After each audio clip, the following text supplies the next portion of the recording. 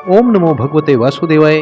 पिछले 26वें अध्याय में हमने सुना था राजा पुरुरवा कौन थे, किस प्रकार वो उर्वशी के प्रेम में अंधे हो गए थे और जब उन्हें आभास हुआ कि मैंने अपनी जिंदगी का बहुत बहुमूल्य समय इस उर्वशी के चक्र में पड़ के नष्ट कर दिया है, वो किस प्रकार से ये जानकर शोक विवल होकर वैरागी हो गए थे। अब इस 27वें अध्याय में हम जानेंगे। अध्याय का नाम है क्रिया योग का वर्णन, अर्थात भगवान की पूजा किस प्रकार से हमें करनी चाहिए, भगवान की कितनी प्रकार की मूर्तियां होती हैं, भगवान को कौन सा भोग सबसे प्रिय है, तथा साथ में बहुत सारी हम अन्य बातें भी जानेंगे। भगवान विष्णु की जो द्वारपाल हैं वो कौन हैं, किस प्रकार से हमें हवन करना चाहिए, तथा भूल चूक होने पर किस प्रकार से भगवान से हमें अक्षमा याचना करनी चाहिए। इस अध्याय के अंदर हम आइए शुरू करते हैं इस अध्याय को। मेरी सभी से परम भाव सुहृदय प्रार्थना रहती है, कृपा चैनल को जो पूर्ण रूप से सनातन धर्म के लिए समर्पित चैनल है अवश्य सब्सक्राइब करें, ताकि सनातन धर्म का प्रचार और प्रसार लगातार होता रहे। आइए शुरू करते हैं। जब उद्धव जी ने पूछा, हे भक्त वत्सल श्री कृष्ण, जिस क्रिया योग का आश्रय लेकर जो भक्त जन जिस प्रकार से जिस उद्देश्य से आपकी अर्चना पूजा करते हैं, आप अपने उस आराधन रूप क्रिया योग का वर्णन कीजिए। देव ऋषि नारद, भगवान व्यास और आचार्य बृहस्पति आदि बड़े बड़े ऋषि मुनि ये बात बार बार कहते हैं कि क्रिया योग के द्वारा आपकी आराधना ही मनुष्यों के परम कल्याण का साधन है, परम कल्याण की साधना है। यह क्रिया योग पहले पहले आपने अपने मुख से ही निकाला था, आपसे ही ग्रहण करके इसे ब्रह्मा जी ने अपने पुत्र भृगु आदि महर्षियों को और भगवान शंकर ने अपनी अर्धांगिनी भगवती पार्वती जी को उपदेश किया था। हे मर्यादा के रक्षक प्रभु, यह क्रिया योग ब्राह्मण क्षत्रिय आदि वर्णों और ब्रह्मचारी गृहस्थ आदि आश्रमों के लिए भी परम कल्याणकारी है। मैं तो ऐसा समझता हूँ कि स्त्री और शूद्र आदि के लिए भी यही सबसे श्रेष्ठ साधना की पद्धति है। हे कमल नयन श्याम सुंदर, आप शंकरादि जगदीश्वरों के भी ईश्वर हैं और मैं आपके चरणों का प्रेमी भक्त हूँ। आप कृपा करके मुझे यह क्रम बंधन से मुक्त करने वाली विधि बतलाइए।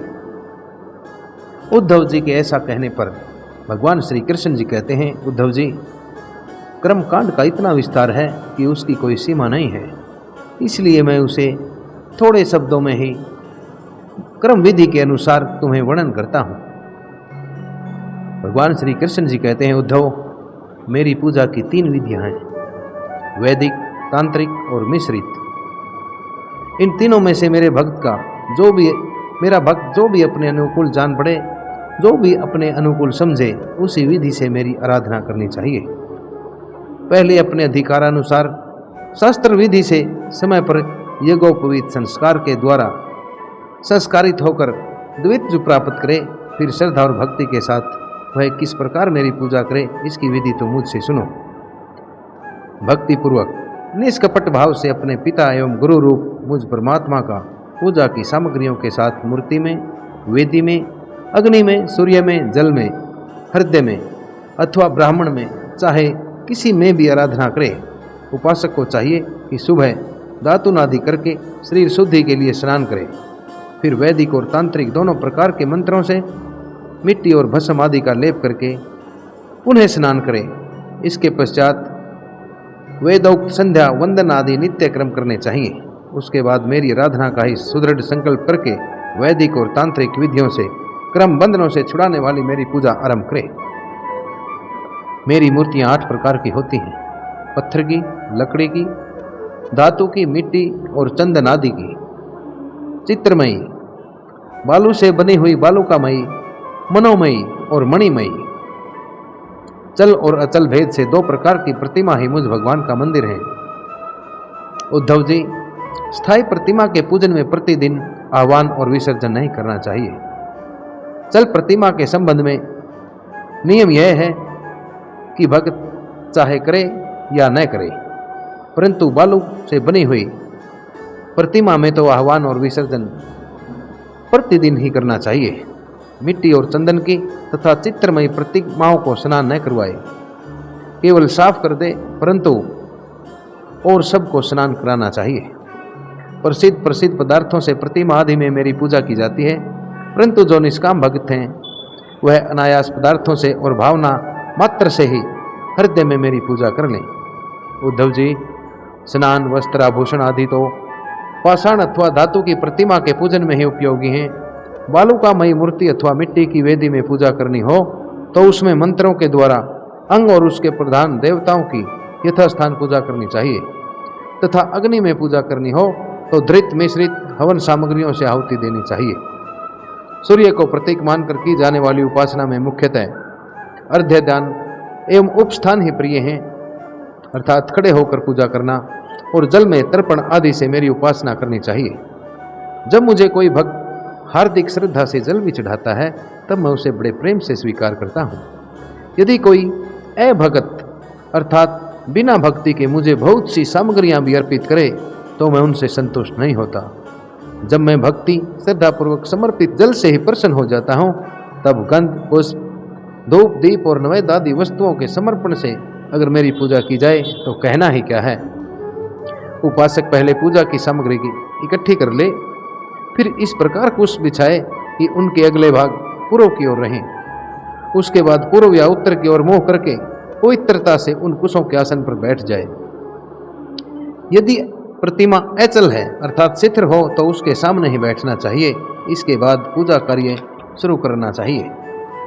पहले विधि पूर्वक अंगन्यास और करन्यास कर ले, इसके बाद मूर्ति में मंत्र न्यास करे और हाथ से प्रतिमा पर से पूर्व समर्पित सामग्री को हटाकर उसे पोंछ दे। इसके बाद जल से भरे हुए कलश और प्रोक्षण पात्र अर्थात स्नान कराने वाले पात्र आदि की पूजा गंध और पुष्प आदि से करे। प्रोक्षण पात्र के जल से पूजा सामग्री और अपने शरीर का छिड़काव कर ले। उसके बाद पाद्य अर्ध आचमन के लिए 3 पात्रों में कलश में से जल भरकर रख ले और उनमें पूजा पत्ती के अनुसार सामग्री डाले। पाद्य पात्र में श्यामक, सांवे के दाने, धूप, कमल, विष्णु क्रांता और चंदन, तुलसी दल आदि। अर्ध पात्र में गंध, पुष्प, अक्षत, जौ, कुश, तिल, सरसों और धूप तथा आचमन पात्र में जायफल, लौंग आदि डाल ले। इसके बाद पूजा करने वाले को चाहिए कि तीनों पात्रों को क्रमशः हृदय मंत्र, शिरो मंत्र और शिखा मंत्र से अभिमंत्रित करके अंत में गायत्री मंत्र से तीनों को अभिमंत्रित करे। इसके बाद प्राणायाम के द्वारा प्राणवायु और भावनाओं द्वारा शरीरस्थ अग्नि के शुद्ध हो जाने पर हृदय कमल में परम सूक्ष्म और श्रेष्ठ दीप शिखा के समान मेरी जीव कला का ध्यान करे। बड़े बड़े सिद्ध ऋषि मुनि ओंकार के अकार, उकार, मकार, बिंदु और नाद इन 5 कलाओं के अंत में उसी जीव कला का ध्यान करते हैं। वह जीव कला आत्म स्वरूपिणी है। जब उसके तेज से सारा अंतःकरण और शरीर भर जाए तब मानसिक उपचारों से मन ही मन उसकी पूजा करनी चाहिए।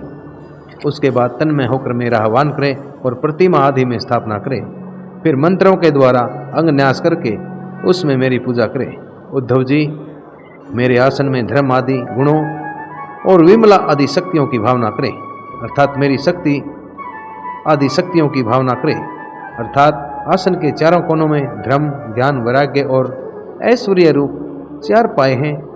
अधर्म, ज्ञान, अवैराग्य और अनैश्वर्य ये चारों दिशाओं में डंडे हैं। सत्व, रज, तम रूप 3 पटरियों की बनी हुई पीठ है। उस पर विमला, उत्कर्षणी, ज्ञाना, क्रिया, योगा, प्रहवी, सत्या, ईशाना और अनुग्रह ये 9 शक्तियाँ विराजमान हैं। उस आसन पर एक अष्टदल कमल है। उसकी कर्णिका अर्थात पत्तियाँ अत्यंत प्रकाशमान हैं और पीली पीली केसरों की छटा निराली ही है। आसन के संबंध में ऐसी भावना करके पाद्य, आचमनीय और अर्घ्य आदि उपचार प्रस्तुत करे। उसके बाद भोग और मोक्ष की सिद्धि के लिए वैदिक और तांत्रिक विधि से मेरी पूजा करे। सुदर्शन चक्र, पंचजन्य शंख, कौमुद की गदा, खड़ग, बाण, धनुष, हल, मुसल इन 8 आयुधों की पूजा 8 दिशाओं में करे और कौस्तुभ मणि, वैजंती माला और श्री वत्स चिन्ह की वक्ष स्थल पर यथास्थान पूजा करे। नंद, सुनंद, प्रचंड, चंड, महाबल, बल, कुमुद और कुमुदेक्षण इन 8 पार्षदों की 8 दिशाओं में, गरुड़ की सामने, दुर्गा, गणेश, व्यास और विश्वक्सेन की 4 कोनों में स्थापना करके पूजन करे।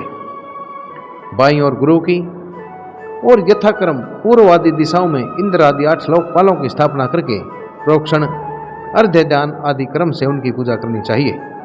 प्रिय उद्धव, यदि सामर्थ्य हो तो प्रतिदिन चंदन, खस, कपूर, केसर, अर्गजा आदि सुगंधित वस्तुओं द्वारा सुवासित जल से मुझे स्नान कराए और उस समय सुवर्ण धर्म इत्यादि सवर्ण घर्मानुवाक, जितम ते पुंडरीकाक्ष इत्यादि महापुरुष विद्या, सहस्र शीर्षा पुरुष इत्यादि पुरुष सूक्त और इंद्रम नरो नैमधिता हवंत इत्यादि मंत्रोक्त राजन आदि साम गायन का पाठ भी करता रहे।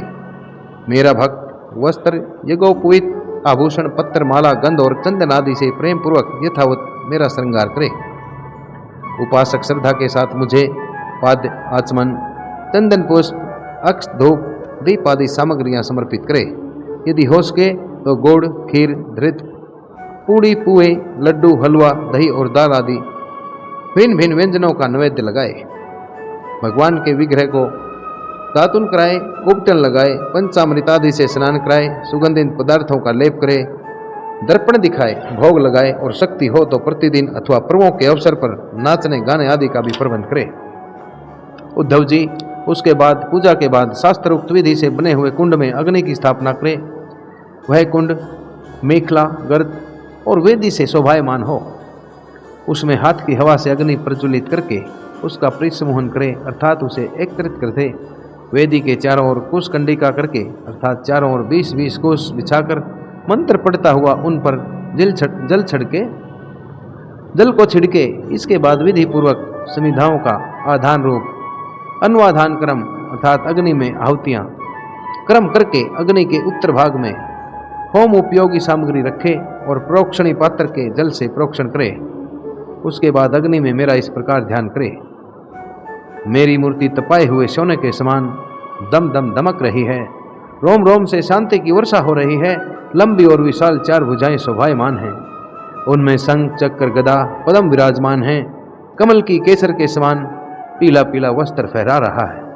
सिर पर मुकुट, कलाइयों में कंगन, कमर में कृघ्नि और बाहों में बाजूबंद झिलमिला रहे हैं। वक्षस्थल पर श्री वत्स का चिन्ह है। गले में कौस्तुभ मणि जगमगा रही है। घुटनों तक वनमाला लटक रही है। अग्नि में मेरी इस मूर्ति का ध्यान करके पूजा करनी चाहिए। इसके बाद सूखी समिधाओं को घी में डुबोकर आहुति दे और घी भाग और अन्य वस्तुएं नामक का 2-2 आहुतियों से और भी हवन करे। उसके बाद घी से भिगोकर अन्य हवन सामग्रियों से आहुति दे। इसके बाद अपने इष्ट मंत्र से अथवा ओम नमो नारायणाय इस अष्टाक्षर मंत्र से तथा पुरुष सूक्त के 16 मंत्रों से हवन करे। बुद्धिमान पुरुष को चाहिए कि धर्म आदि देवताओं के लिए भी विधि पूर्वक मंत्रों से हवन करे और स्वेष्टकृत आहुति भी दे, अर्थात भूल चूक अगर कोई हो गई हो तो उसे ठीक करने की प्रार्थना नामक आहुति भी दे। इस प्रकार अग्नि में अंतर्यामी रूप से स्थित भगवान की पूजा करके उन्हें नमस्कार करे और नंद सुनंद आदि पार्षदों को 8 दिशाओं में हवन कर्मांक बलि दे। उसके बाद प्रतिमा के सम्मुख बैठकर परब्रह्म स्वरूप भगवान नारायण का स्मरण करे और भगवत स्वरूप मूल मंत्र ओम नमो नारायणाय, ओम नमो नारायणाय का जप करे। इसके बाद भगवान को आचमन कराए और उनका प्रसाद विश्वक्सेन को निवेदन करे। विश्वक्सेन भगवान विष्णु की सेना के सेनापति तथा बैकुंठ के द्वारपाल हैं। इसके पश्चात अपने इष्ट देव की सेवा में सुगंधित तांबुल आदि मुखवास उपस्थित करे तथा पुष्पांजलि समर्पित करे। मेरी लीलाओं को गाए, उनका वर्णन करे और मेरी ही लीलाओं का अभिनय करे। यह सब करते समय प्रेम उन्मत्त होकर नाचने लगे। मेरी लीला कथाएं स्वयं सुने और दूसरों को सुनाए। कुछ समय तक संसार और उसके रगड़े झगड़ों को भूलकर मुझ में ही तन्मय हो जाए। प्राचीन ऋषियों के द्वारा तथा प्राकृत भक्तों के द्वारा बनाए हुए छोटे बड़े सत्तों और स्तोत्रों से मेरी स्तुति करके प्रार्थना करे, भगवान आप मुझ पर प्रसन्न हो, मुझे अपने कृपा प्रसाद से श्राप और कर दें।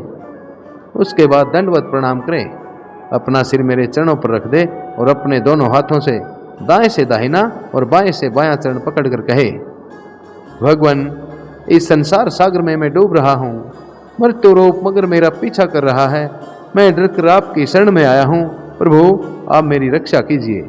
इस प्रकार स्तुति करके मुझे समर्पित की हुई माला आदर के साथ अपने सिर पर रखे और उसे मेरा दिया हुआ प्रसाद समझे। यदि विसर्जन करना हो तो ऐसी भावना करनी चाहिए कि प्रतिमा में से एक दिव्य ज्योति निकली है और वह मेरी हृदय ज्योति में लीन हो गई है।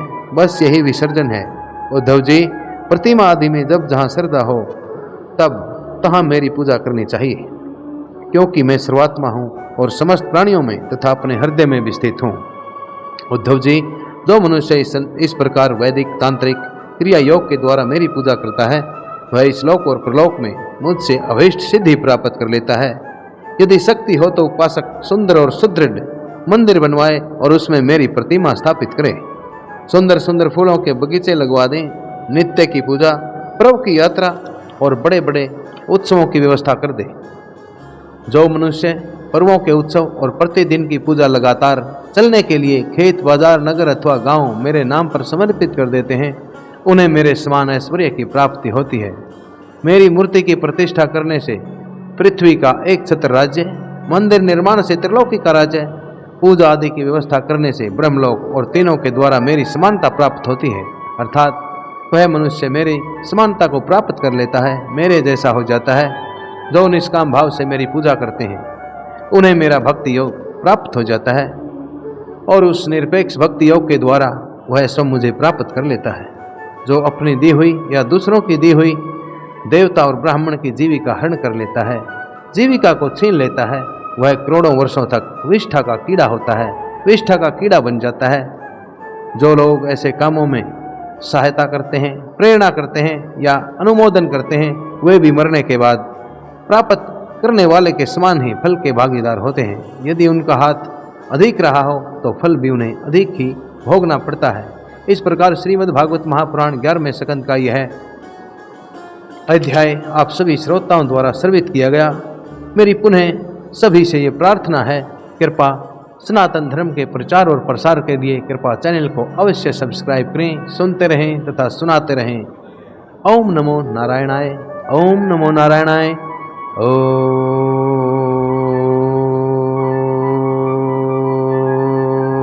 नमो नारायणाय।